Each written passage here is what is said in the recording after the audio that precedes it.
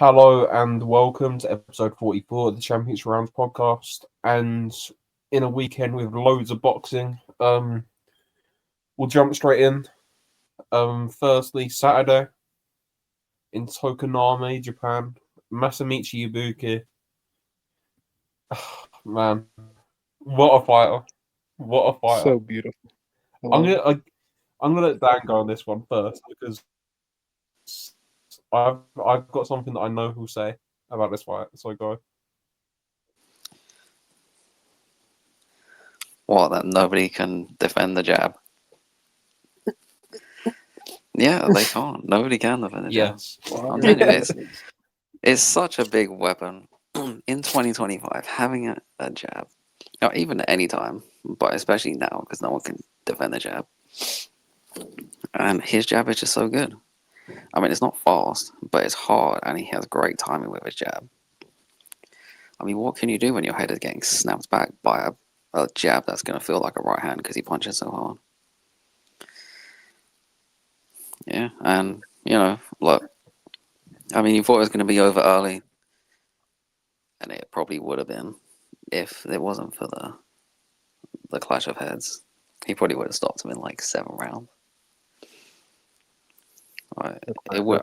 Nasty. Yeah, like I don't think he's gonna like stop him in the next couple rounds because we saw Ayala is like insanely tough. Like his cut was in a worse place, and his cut didn't stop bleeding. And I think his cut might have been even deeper. He lost a lot of blood. I'm kind of surprised he lasted as long as he did. I mean, he lost so much blood.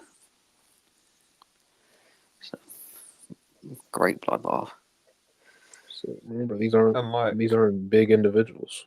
So like blood that might not be as much to a bigger fighter would be like a lot to a small fighter. Yeah,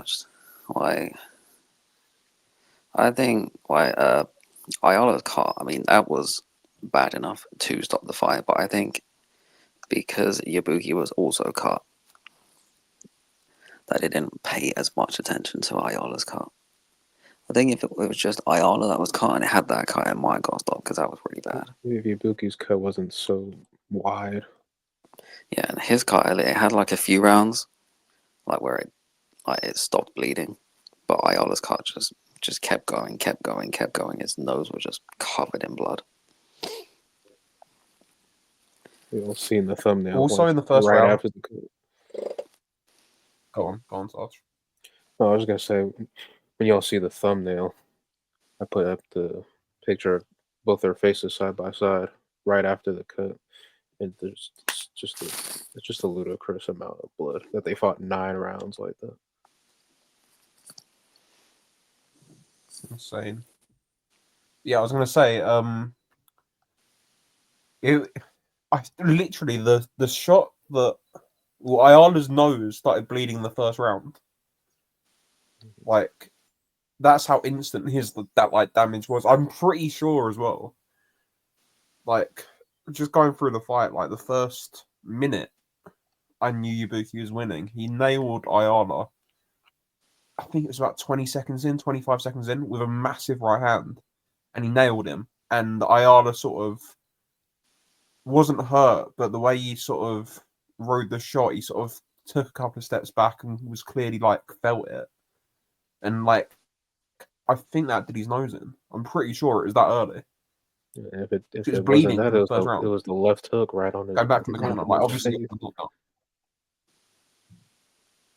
like yeah, it's like which one was it? But yeah, like man, like I think a big difference in this like fight. Obviously, the jab was killing Ayala, but a difference in hand speed a lot. Like you said, Yabuki wasn't fast, but it was a lot faster than Ayala. I think his hand speed and his timing was so much better. So like in exchanges, like obviously you saw the first two knockdowns, like and like I we sort of said this, Ayala just doesn't move his head, and his guard's sort of very very open, and like you can just pick him apart if he's running forward. That's what Alvarado did. That's what Polinario did. But well, Alvarado did win the fight, sorry, and got robbed. But Polinario just sort of ran out of gas, took a few body shots, and quit. But like, yeah, Yabuki's not going to do that, and Yabuki hits hard on both. Like, yeah, it was a brilliant performance.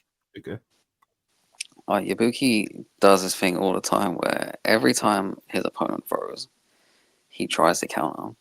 And I mean, it's dangerous because like if you don't time it right, you can get hurt yourself. But I mean, it worked. It worked in the fight. It worked against Kenshiro in the first fight. It didn't work in the rematch. But he just, every single time you watch him, he just tries to counter every time his opponent throws. I mean, that's probably why he has such good timing because It's a bomb. So much practice. Yeah. Yeah, especially like you're throwing and then you get countered. I mean, that makes it even worse. Like getting hit with a Yabuki punch you don't see coming. Like You're cooked. That's not fun. Like maybe he got used to the power of it because obviously with the blood and everything, Yabuki did slow down a bit, got a bit more cautious. But then, after 12 rounds of taking so much punishment and the amount of blood he lost, you just couldn't keep it up. He almost made it. He almost did make it. He's a mile behind, and he's taken such a beating, and he's shipped so much punishment. His eye was gone, his nose was gone, everything was gone. Yeah, like if that was going into the 10th round or going into the 11th, I think they put him out, and I think they should have pulled him out. But yeah, that's the only thing I'd say. I mean, I feel like he kind of like deserved to hear the final bell, though. To be honest, I mean, he'd gone through so much. I mean, he fought. I mean, as well as he could have fought, to be honest, and with him losing so much blood as well. I mean, it's kind of like I'm kind of happy that Yabuki got a stoppage because I predicted him to get a stoppage. But it's like, oh, he would have been cool if he lasted the distance.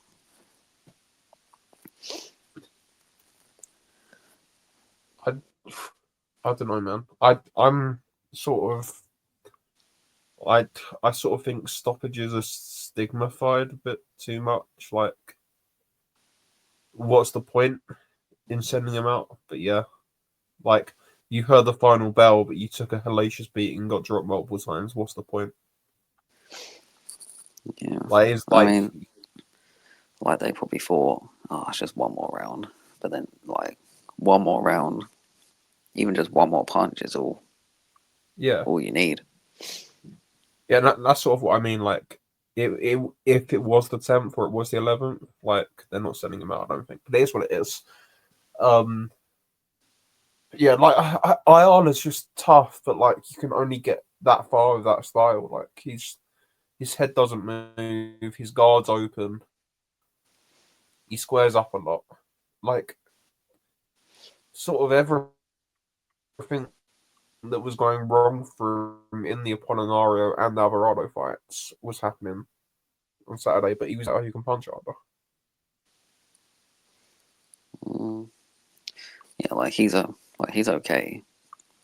Like some of the stuff he does offensively is fine, but at the top level, he at least needs some form of defense, especially against a puncher. You just can't be taking that many punches from someone who hit so hard for so long. A puncher who's developed into like a better technical fighter, like every fight. Yeah, got better, and he's not as drained being a flyweight. That he didn't retire after the Kenshiro fight like he said he thought he was gonna do. Because look now, he's won 2 more belts since then. Yeah, and he looked good in both of those fights. And now he set up some pretty damn good fights by winning this belt. Like that, even like let's say like he doesn't get the Kenshiro fight. Let's say Akui stays at 112, he could rematch Akui. Yeah, I bet he would like to get that bad. Considering getting Yeah. stopped in like 45 seconds. But even not, if he doesn't look into the past, imagine how brutal a fight him versus like Alvarado or Olasquaga would be. Yeah. Although, You're getting Alvarado next. like the Kiyoguchi thing without Olasquaga really dampened a lot of stuff with Olasquaga. It's like, oh, maybe he wouldn't do so well against these guys as you think, or first fought. But, I mean, you never know. Well, he can punch, Yeah. at least. Kenshirio's life and deathness made us overrate Olasquaga.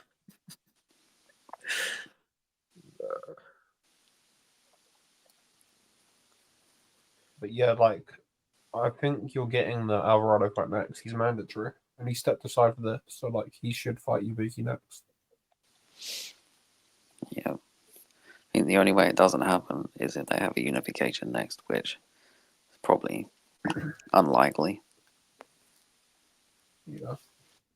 One fight that I don't think people are thinking about. There's a couple of things have to happen here, but if Bibiano beats Garcia for the IBF at 115, Bibiano is also a Kameda fighter, and it's also an IBF belt, obviously. And it wouldn't shock me if Bibiano wins that fight and Yabuki doesn't want to fight Alvarado for whatever reason. If he just, moves up 115, picks up that title. I But wonder that if wouldn't he's surprise me if they made that fight. drained to just hopscotch up the weight classes like that. But Because that'll be it's pretty not even a funny dream thing. if he fought for 3 different titles in three divisions. I don't even think it's really a dream thing with him, though. It's just, if he can do it and he can win that fight, that's a very winnable fight for him. I just think, it's more accomplishment. Like, I don't know. It's a possibility in my head, but Bibiano's got to win that fight because if Garcia takes it, he's not making that fight. Yeah. But man, what a performance! What a fighter! But yeah, the Kenshiro trilogy is the stuff of dreams. But anyway, we'll move on. What a fighter Yabuki is though. On the undercard to this show, I thought this was stupid. This fight turned out to be really good matchmaking. Yokoyama beats Gamel Magramo via a quite wide, quite clear UD. Wins the OPBF title 115 in his third professional fight. He's won the OPBF title quicker than Inoue did. Genuinely, like after his last fight, I thought he was going to get chinned there, but man, that was a really good performance. Yeah. I mean, like, he started, like, really well, like, when he was boxing, like, doing what he's supposed to be. You can't hold your feet against McGraw. And then he, like, slowed down a bit in, like, the middle rounds, and you thought, oh, he's going to, like, it's going to flip here. But then he, like, brought it back again and finished strong. Like, it was just all round. I mean, it's just a really impressive performance. Like, not a statement per se, but, I mean, being someone like that in your third fight, was impressive at least With ease. because I mean, like, look at the problem he was giving Olasquaga as well before he got stopped. Like, Magama doesn't just lose to anyone. Like when Nakatani was Squawker, like these aren't bums he's losing to. Yeah, I Well, mean, like, Mohammed was Chill. I mean, you gotta like assume that he's not like a guaranteed like someone who's gonna win a world title, but like pretty close to that. Like, if something drastic happens, I mean, you gotta assume he's going to win a world title at some point. and probably pretty soon.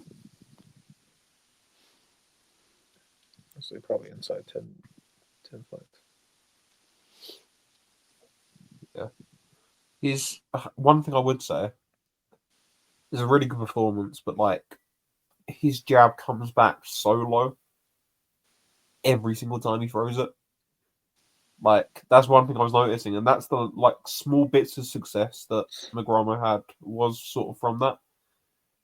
And like yeah, it got him dropped against Denmark Quibido as well, in that fight.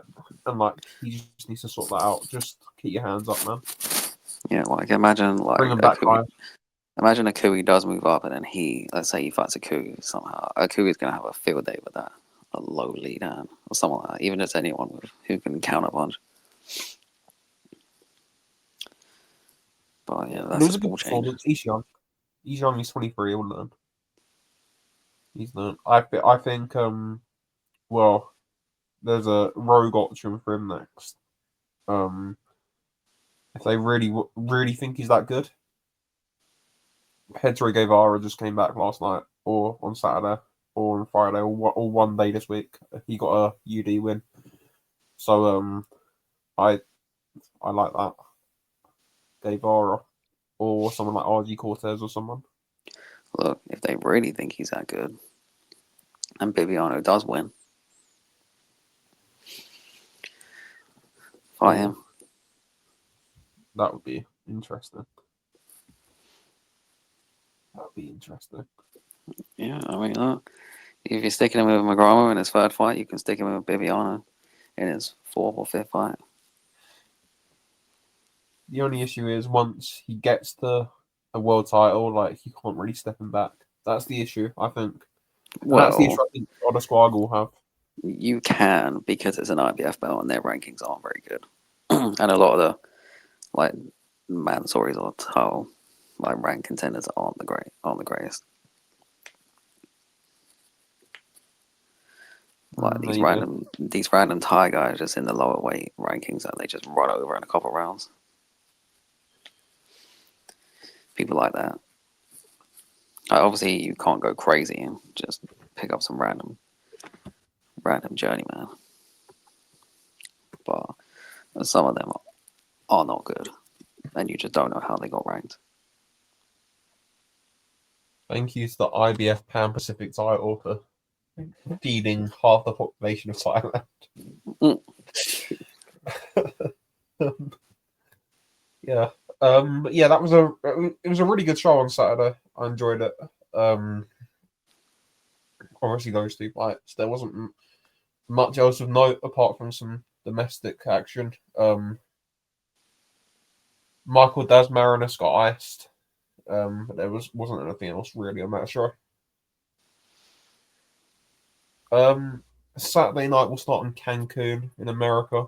Oh, not America, North America. Jesus. Williams played a majority decision over 12 rounds against Tevin Farmer in their rematch. Discussions. Look, Yeah. I mean, look, I think it went pretty similar to how most people, at least we imagined it. I think. I mean, he started pretty well, to be honest. Yeah, but then Farmer got compromised, and then he somehow got worse. Yeah, he did get worse. He was terrible in that second half. Like he was getting countered uppercut after uppercut by a one-armed fighter with the compromised arm.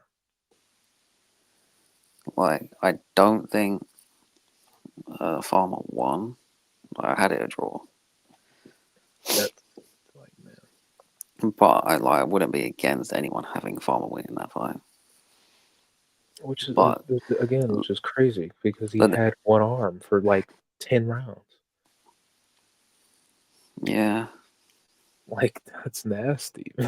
Because like he started like he did what he should have done in the first fight at the start of the fight, where he just threw and just didn't care and just did what he usually does, and then I don't know, he just stopped, and then He was just following Tevin Farmer around, just eating punches and counters and jabs.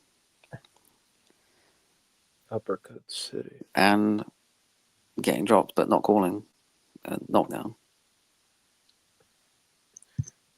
I've seen a lot of people say that was a push slip, whatever. Well, It's just funny. I saw a punch land. I've seen slips that are way worse than that, giving us knockdowns. So Yeah. They're never gonna give that a knockdown where they're at anyway. In that round, in that close of a fight, either. Like, oh, they're never going to give Farmer the decision because Zepeda is so active. And he landed so many punches. I'm quoting that because he doesn't land as many as people say he does, especially not against Farmer. But it did look like he landed more, and especially because he actually went to the body this time. I've never seen him like he's been tired before, but it's kind of him just like taking a break because he's throwing over 100 punches around most of the time. But he was exhausted like for like multiple rounds against a one-armed fighter. Imagine if he kept up the first half pace. I don't know how many punches he would throw. He threw like 900 punches. He would have thrown so many punches if he kept up that first half pace. 1,600 punches. that's the thing. Like, he's been used to sort of, I'll just throw 100 punches and the guy in front of me will quit. And he got used to that, I think. And when they don't, like, it's difficult to keep going. Yeah. Tevin Farmer's good. I've always liked Tevin Farmer. I wonder what actually happened to his arm, like what the specific injury is. Possibly an elbow, I think they said on commentary.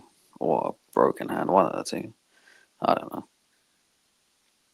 The way he was reacting, like right when it happened, it seemed like he tore his whole arm apart. I low-key thought they were gonna pull him out after that. I was going to be really disappointed if the fight ended early because of that. But Farmer has ridiculous toughness. He's really skilled. I And, mean, yeah, I mean, that makes me think what would have happened if we actually got Tim Palmer versus Gervonta Davis back in the day. Well, with hindsight, Like, I'm just saying, what Roach just did against Gervonta Davis is exactly what Tim Palmer could and might do. while being faster.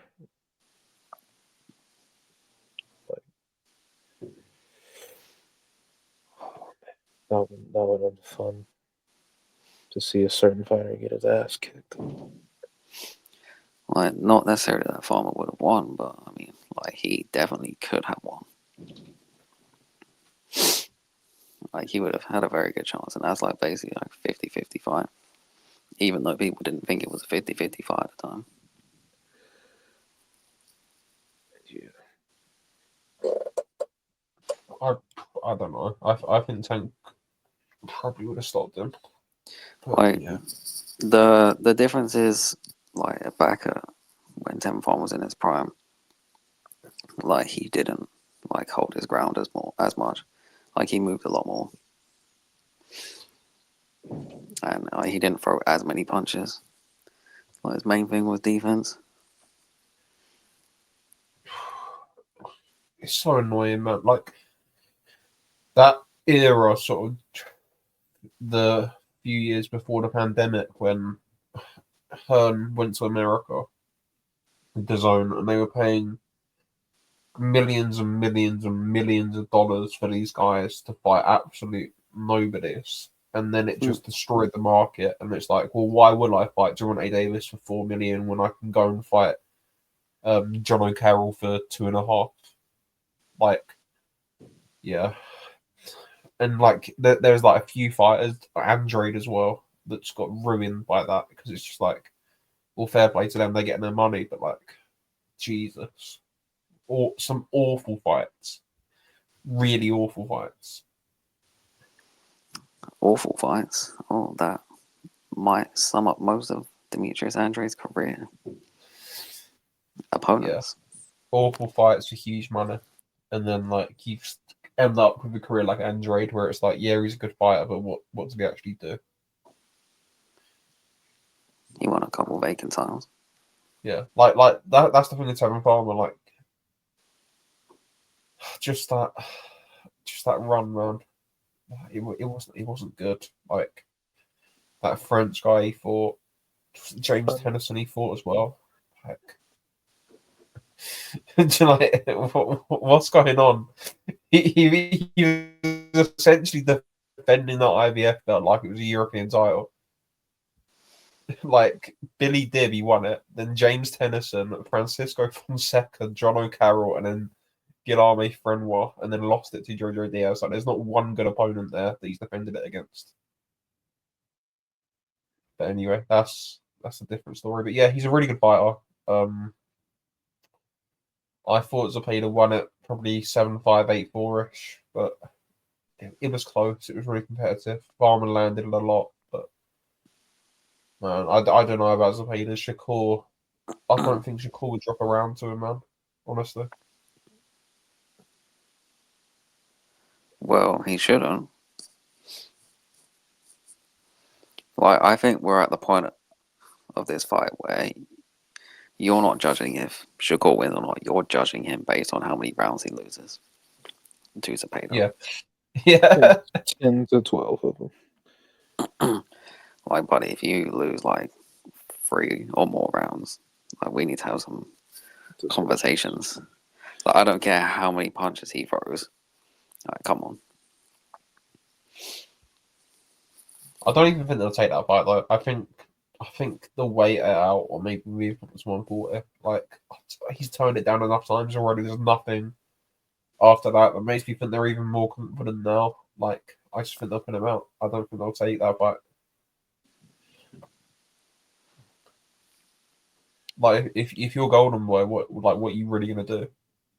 Put him in with Shakur and make him lose, or I don't know, put him in with someone like Isaac Cruz at 140, or Jose Valenzuela at 140, or someone like that.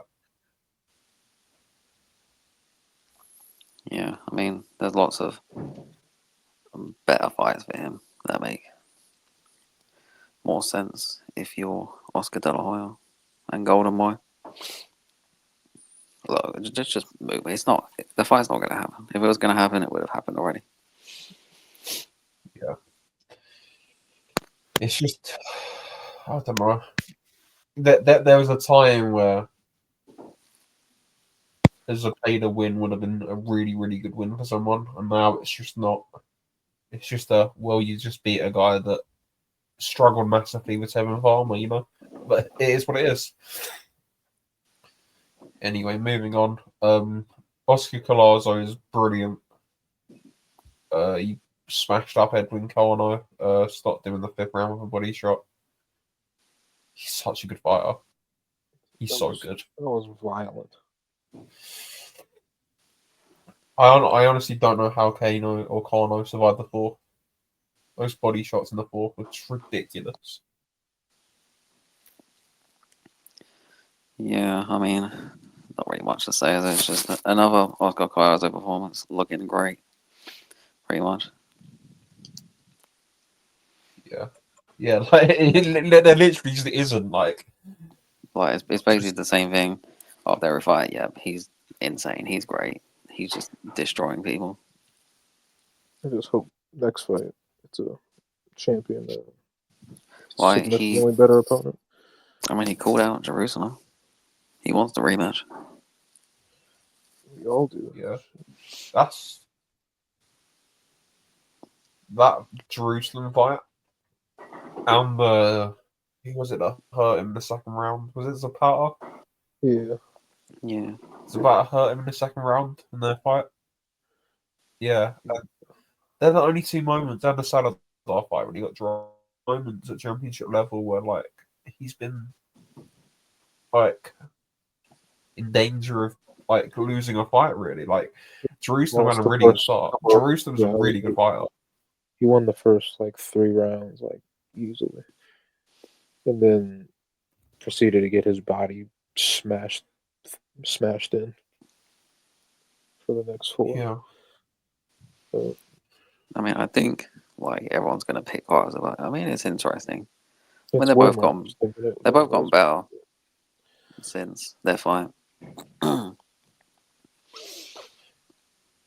should we do? Yeah, we'll do this now. It fits in because they're the same division. But yeah, well, this is sort of part of the news and another fight that we're reviewing. But so Jinjiro has announced his rematch with Pedro Tadaran for the Tomoki Kameda against Angelo Leon undercard. So that fight's not happening. But yeah, Jerusalem obviously just beat Yudai Shigeoka pretty easily. More dominant than the first fight, even though he didn't get any knockdowns. But it was a beautiful fight off the back foot. Walked Yudai onto loads of straight shots all night. His timing was brilliant, and Yudai just got outgunned really. Like Yudai's plodding, loading up in singles, and that's just not enough. He was so slow, didn't move his head. Like, yeah, it was a really, really poor performance from Yudai, really good performance from Jerusalem. That has to be his last fight at minimum weight. Yeah, he looked dead at the weight on Saturday. He looked done. Like, you can't. He just can't do that anymore. Like Yeah. Jinjiro's a real minimum weight. Like he's too small to be going up weight class. Yudai is a pretty big dude for that weight class. Like, it's bad. Like, Yudai can punch, but his punches just had no effect. Like, none at all. Like, Jerusalem basically just laughing at them.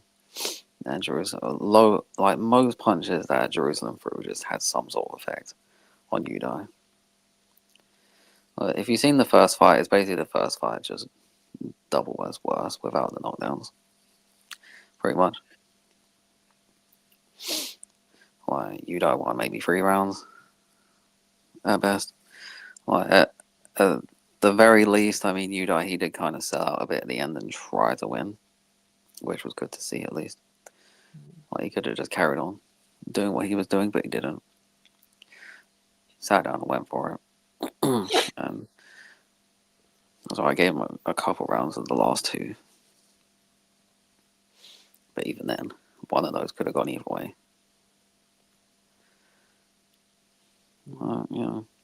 It was just a good performance.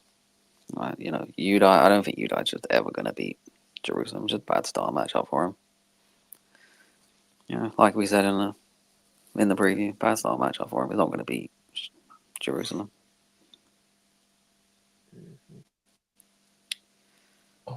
That body work from Jerusalem as well. Like he had the first and last say in every single exchange, and like in almost every exchange when he got up close, he'd fire in body shots, and like I think they had an effect on you though. Like they didn't hurt him as much with one single shot as the first fight in the first round, but he was feeling them.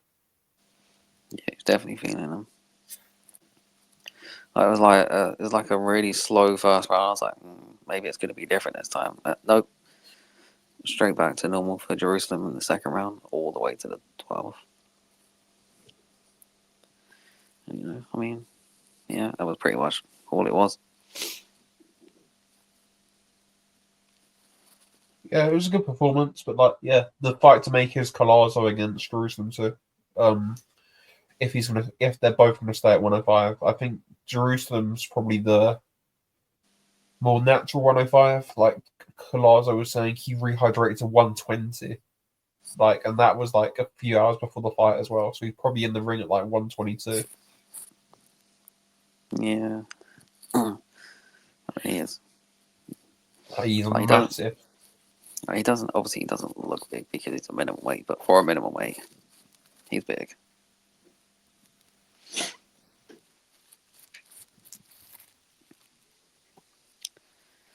it's just life lightweight is just so bad.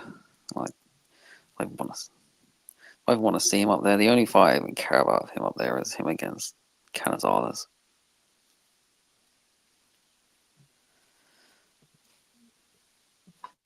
I mean, like, I agree, but if he can't get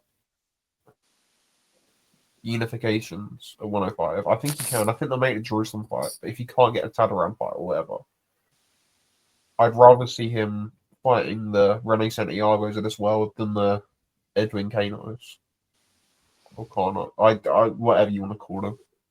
But like, I'd rather him fight sort of Santiago Rosa than sort of Garado Zapatas and people like that. Yeah, because you'd rather watch a less trained version of Coils on a ring anyway, because it should be better. Well, there's no point staying at a weight that you're just killing yourself.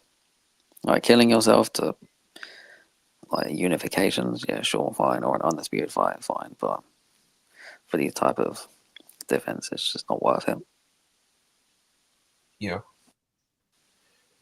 I think Jerusalem will happen though. I hope it does. That's just the obvious fight. But I don't know if it's weird because Koki Kameda might have options, and if Jinjiro beats Tadaran, they might make Jinjiro against Jerusalem. But then it's like, well, the winner's undisputed at that fight, so it's like, who knows?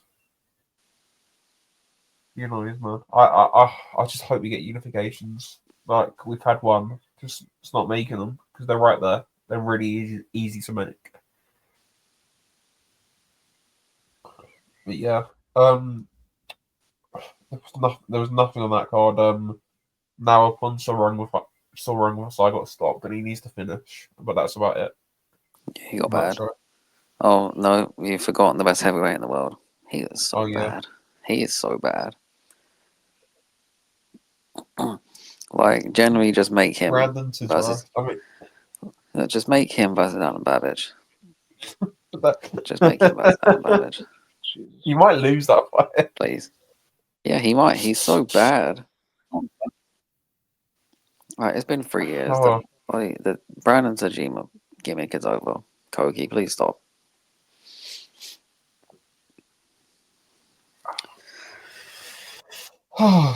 Brandon Tajima. Jesus. Hopefully he fights for a Bridgeweight title. Oh, Get one of the IBA Pro card against Gajima Gaida. he can fight Babbage at Bridgerweight.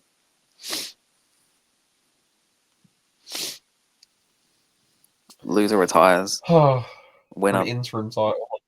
also retires. Winner retires as well. Yeah.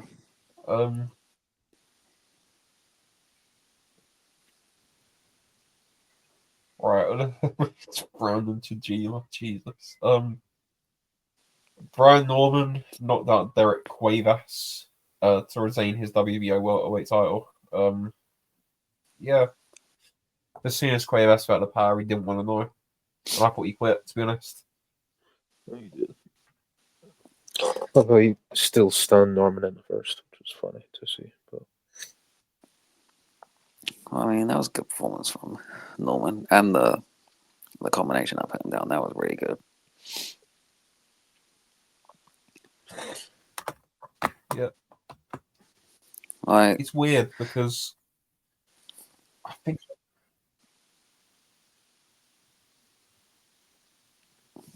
oh, you go, Talkers. Go on.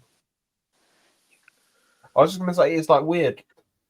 He's a titleist, but he's still being matched like he's a prospect. That could have been like a 10-rounder for an NABO title quite easily. If you know what I mean. Yeah, top rank matchmaking. It's not the best. Their matchmaking is either like great or like terrible, really.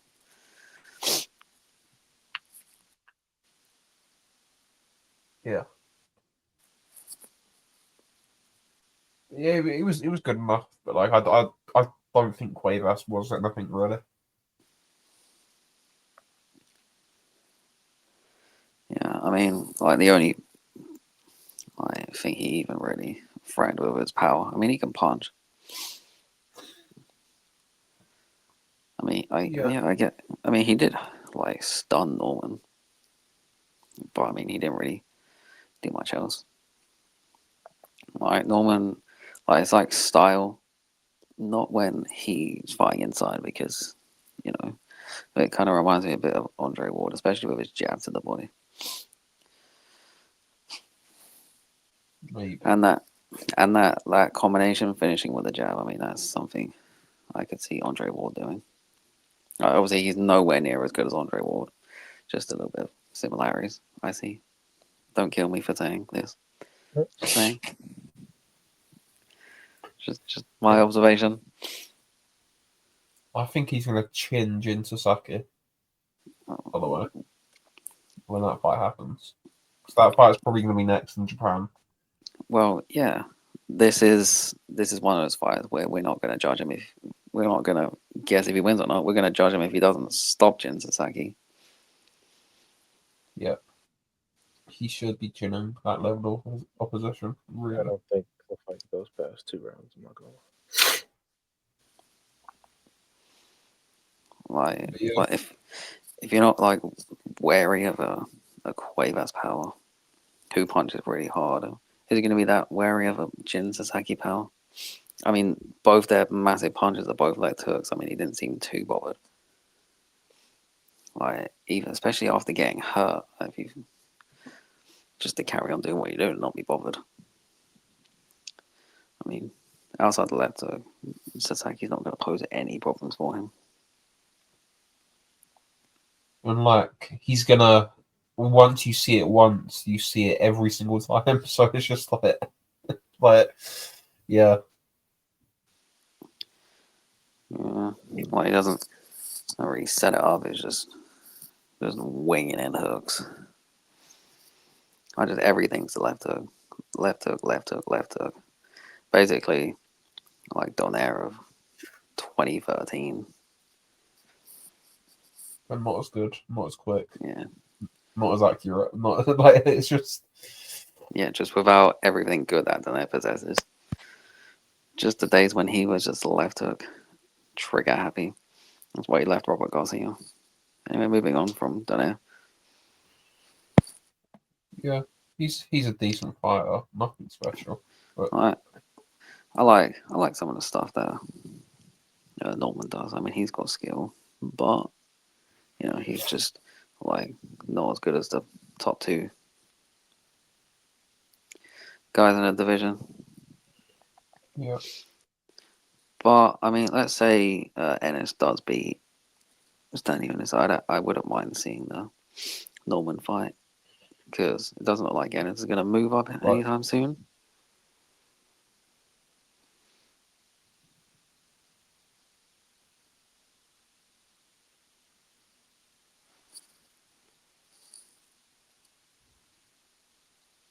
I don't know. I think he might move up.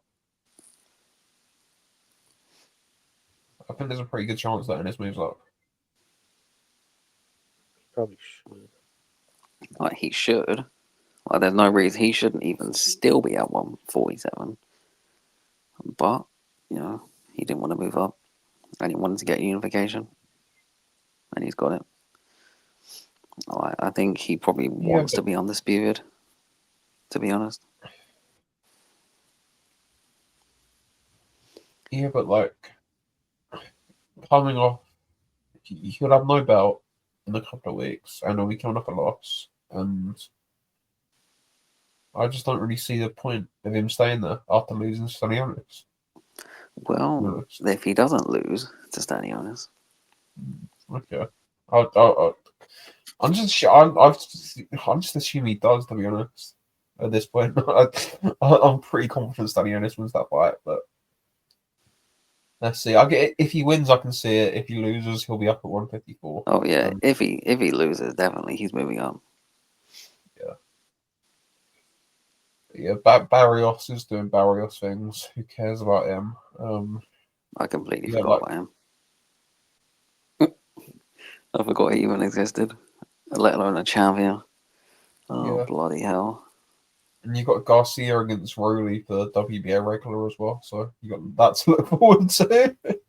Oh, Or not Gilmore. And Devin Haney's moving up as well. So like, maybe Devin Haney will fight Barrios. Who knows? I hope not. I don't want to see that fight. Who knows, man? I just don't want to see Barrios fight, to be honest. But Mm. we'll start with him. um, what else happened on that show? Bruce Carrington ran through Vivas. That ref. Yeah, he's about. I don't know why the hell they let it go on past the second Yeah, round. Like, that was pointless. Like, they should have stopped it in the fight, let alone stopped it in the corner. Look, Carrington fought that fight in like half gear. Like, he was always going to run through Vivas. He's so much better than that level, especially a guy who's just going to come forward. He's never going to have trouble with someone who comes forward and gives him opportunities to do something like that. It's going to be a boxer that likes to go, like we saw, that's going to give him trouble. Like, he's going to beat up these guys who just come forward with no defense and are just there to be hit. As soon as he fights someone with any real boxing skill, not gonna lie, he's gonna lose. Like he should have already lost to Sagawa.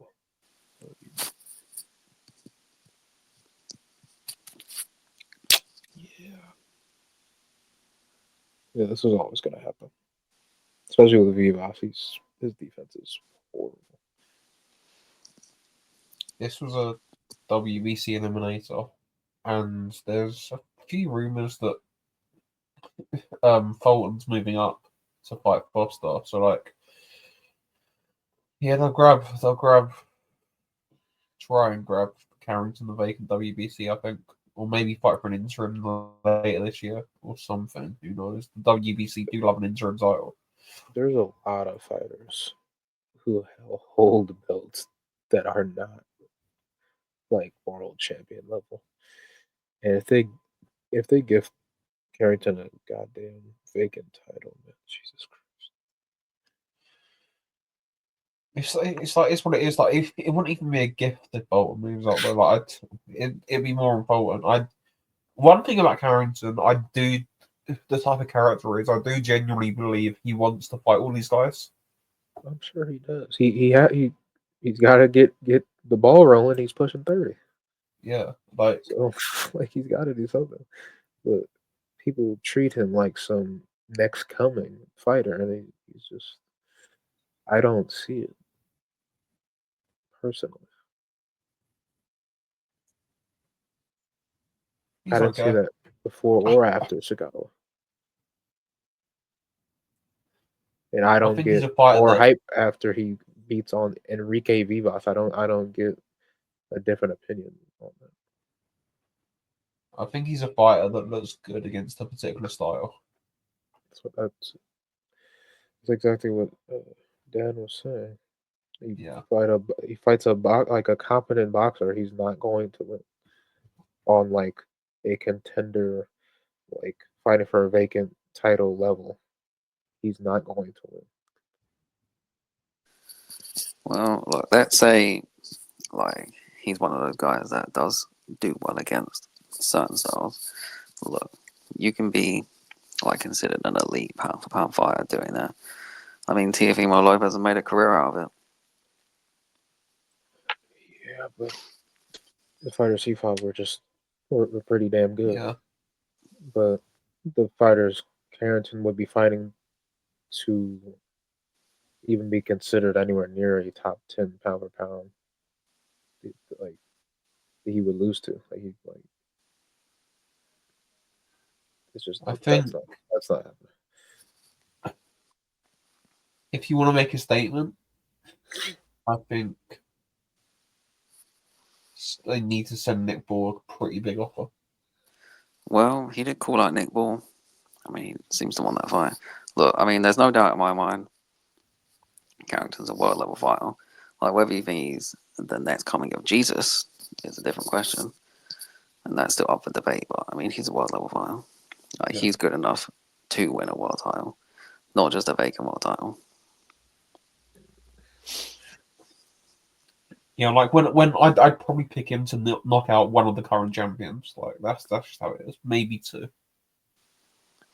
Yeah, Yeah, I mean, he's good. like I mean, like he's very inexperienced, but look at like the styles of these champions at the weight outside of Fulton. I think Leo would be a tough fight for him. Yeah, Leo would be a tough fight. He can box.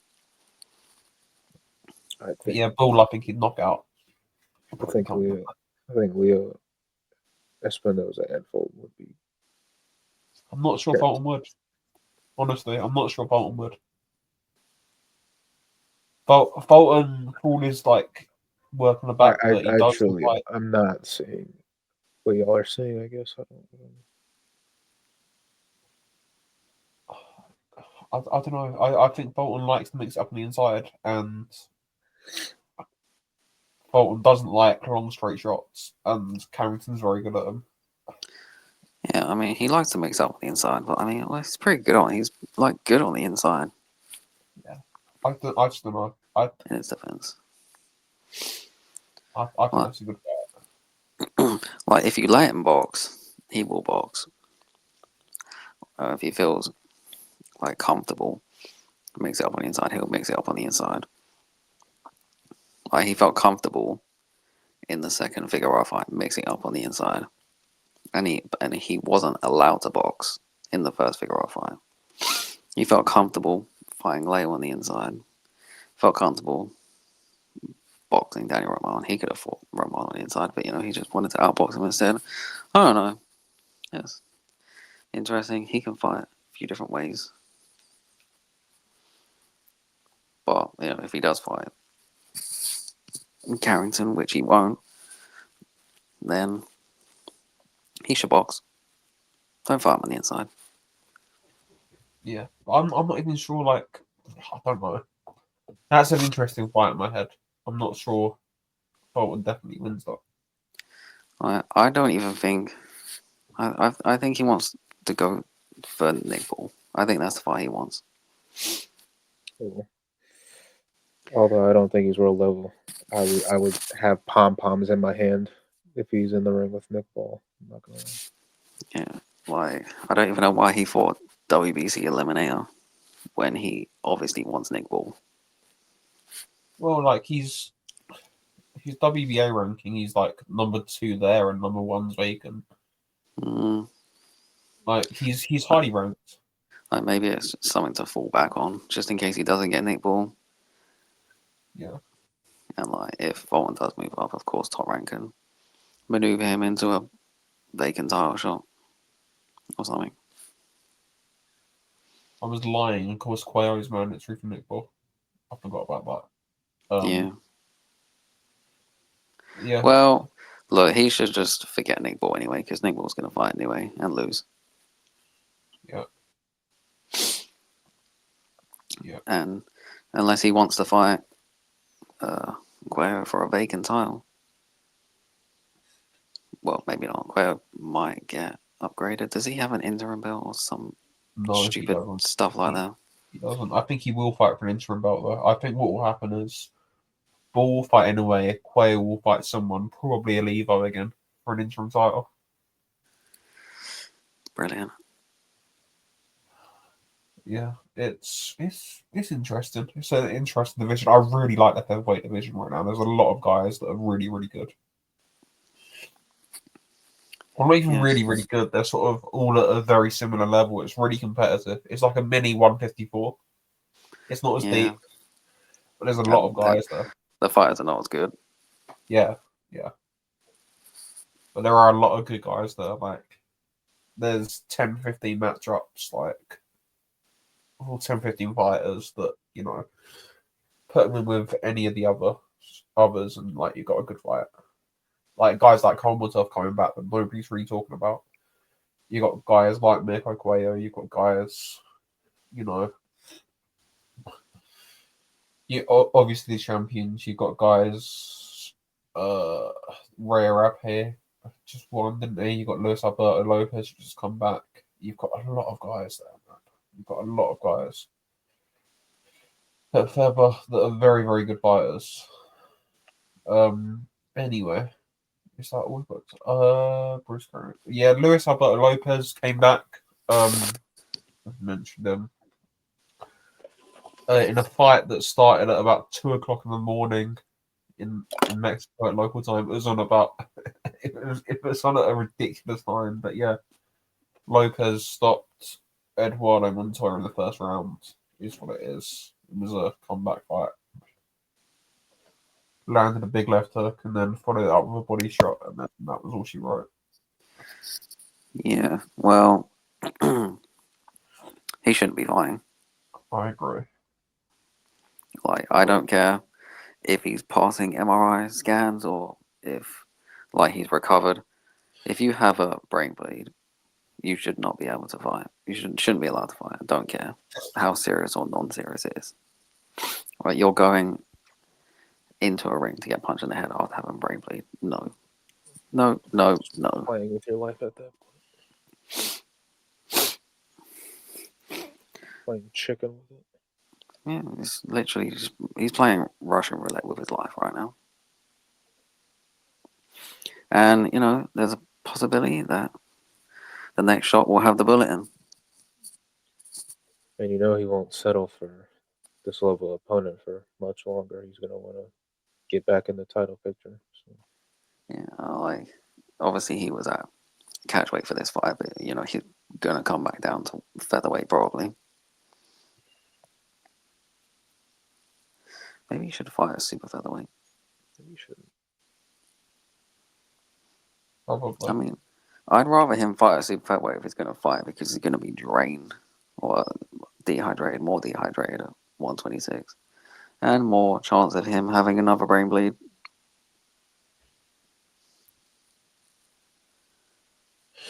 Yeah, it's not good. I don't like the fact that he's there. But anyway, just a couple of other fights this weekend that we won't go over. Pat Brown won. Pedro Guevara won. We mentioned that earlier. A few other fights, man. There was a lot. There was a Gibraltar show where the main event was cancelled halfway through the card. Yeah. There was not much. Anyway, the news. Deontay Wilder's fighting Tyrell Herndon on June 28th in Kansas. Yeah. Wilder should finish. I don't see the point in doing that. He's probably not getting paid more than a couple of $100,000 for that. Yeah. Well, I want him to look, either fight AJ or retire. And the AJ fight is not going to happen because it's been happening next for a long time, like you said. In my replies, it's just not going to happen. They mentioned that fight. They mentioned that fight in 2013 when Wilder was first fighting for the title. Yeah. And Herm mentioned that fight in 2013. He's like, "Oh yeah, we can make Joshua Wilder if Wilder wins." Because if you remember, Joshua had that WEC belt before he fought Charles Martin. It was some sort of ranking belt. And oh yeah, we can make that fight. That was 12 years ago. Jesus. And the first serious mention of this fight, obviously, is 2016. And it's 2025 and it still hasn't happened. Yeah. Whatever, man. Charles Conwell is fighting Jorge Perez on April 19th. I like that fight. Even though people don't know who Perez is, he's a good fighter. Big, strong, can punch hard, high volume. I like that fight for Conwell. It's a good fight for him. Yeah, I agree. He just beat, what's his face? Abdu Kakarov. Yeah, Abdu Kakarov, that's who he just beat. And he beat Rourke-Knapp. He blasted out Rourke-Knapp in South Africa to win the RPO. As well. Good fight, that, I think. Good fight. The IBF have ordered a rematch between Crocker and Donovan. I don't know why. Well, I do know why, but like I don't understand the outrage for that decision because Donovan, like we said, was constantly fouling all night. It was a legitimate disqualification, and we can't just have rematches for disqualifications all the time. Well, look, if he doesn't foul and be an idiot this time, he's going to easily win. Oh yeah, definitely. He'll flog Crocker, but yeah. Like he was on his way to doing.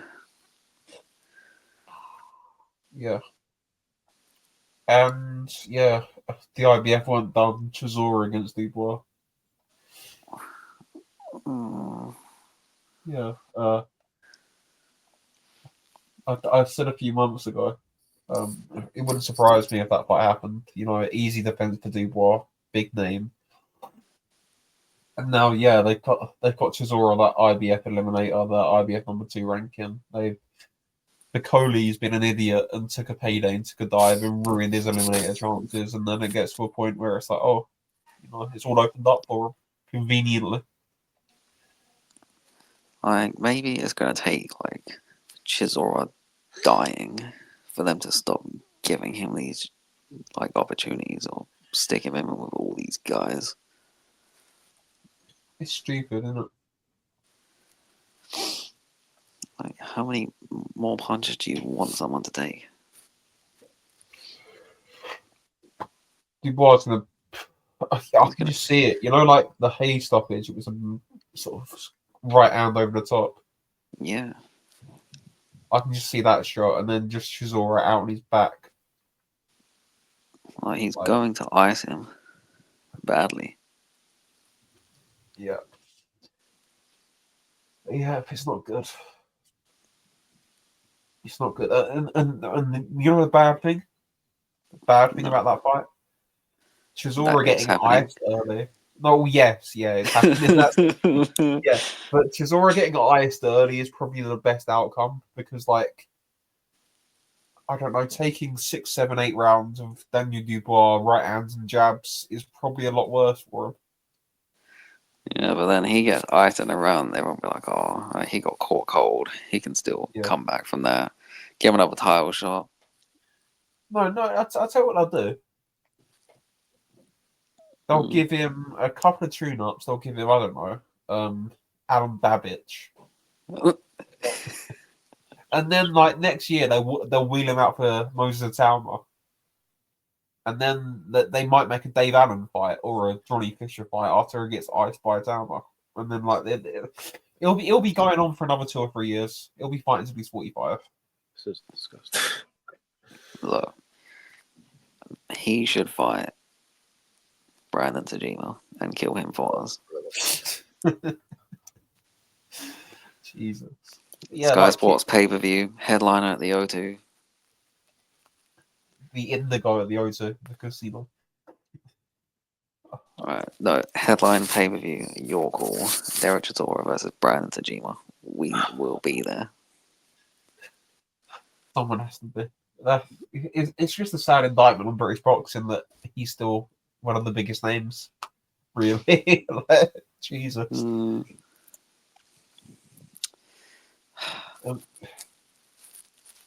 Yeah, it's not good. It's really not good. But anyway, that's about it. We mentioned Jinjiro against Hadaran 2 that's been announced for May 24. There's nothing else that I think I've missed, have I? I don't think I've missed anything else. I don't think so. Anyway, so yeah, that was episode 44. Thank you for listening. We'll be back in the week with previews for Joyce against Hergovic, more washed up heavyweights, and Tim Zoo. And there's a couple of other fights, I think. There's Yanabek as well, fighting in Kazakhstan. So yeah, we'll be back next week to preview those. So yeah, thanks for listening. See you in episode 45.